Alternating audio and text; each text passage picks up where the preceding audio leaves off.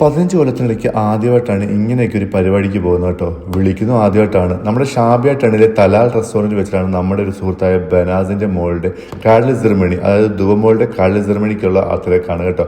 അപ്പോൾ അത് എന്തായാലും നമ്മുടെ നാട്ടിലൊക്കെ ചെന്ന് നമ്മൾ ഫംഗ്ഷന് കൂടിയ അവസ്ഥയാണ്. ഞങ്ങൾ തമ്മിൽ ആദ്യമായിട്ടാണ് കാണുന്നത് കേട്ടോ. അതിൻ്റെ സന്തോഷം ഒന്ന് വേറെ തന്നെയാണ് കേട്ടോ. സെയിം വൈബിൽപ്പെട്ട ഒരാളാണ് ബനാസ്. അതുകൊണ്ട് മാത്രമാണ് ഞാൻ ഇപ്പോൾ വന്നത് കേട്ടോ. അപ്പോൾ ഫംഗ്ഷൻസ് ഒക്കെ സ്റ്റാർട്ടായി തുടങ്ങിയിട്ടുണ്ട്. അപ്പോൾ ഗസ്റ്റുകളൊക്കെ വന്നു തുടങ്ങുന്നേ ഉള്ളൂ കേട്ടോ.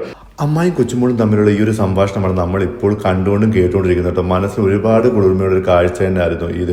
അപ്പോൾ അതേ ഫംഗ്ഷൻസ് ഒക്കെ അതേ ഒരു സൈഡിൽ കൂടെ നടക്കുന്നുണ്ട്. ഞാൻ ഈ ബനാസിനെ ഒന്ന് പരിചയപ്പെടുത്തിക്കൊള്ളാം. നിങ്ങൾ നേഴ്സിംഗ് ഫീൽഡിലേക്ക് നിങ്ങൾ ഹാദോ DH MOH ബയോമെട്രിക് എന്ത് തന്നെ ആയിക്കോട്ടെ, നിങ്ങൾ ഓൺലൈൻ ക്ലാസ് നോക്കുന്നവരാണെങ്കിൽ നമ്മുടെ ബനാസിലൊരു സ്ഥാപനമുണ്ട്, മെഡ്വേൾഡ് അക്കാഡമി ഫോർ നഴ്സിംഗ് പ്രൊഫഷണൽസ് ആണ് കേട്ടോ. ഓൺലൈനിൽ സെർച്ച് ചെയ്താൽ കിട്ടും. അപ്പോൾ ഇതാ ഫംഗ്ഷൻസ് ഒക്കെ ഇതാ സ്റ്റാർട്ട് ആവുന്നുണ്ട്.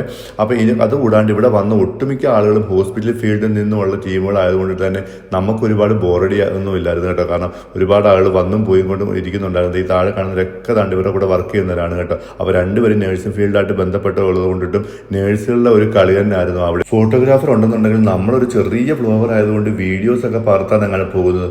അങ്ങനെ ബോറടിക്കാതെയും ബോറടിച്ചും ഒക്കെ അങ്ങനെ ഇരുന്നപ്പോഴാണ് പെട്ടെന്ന് പുറയുന്നൊരു കൈവിളി. ഇതാ നമ്മുടെ കാർത്തിക കേട്ടോ.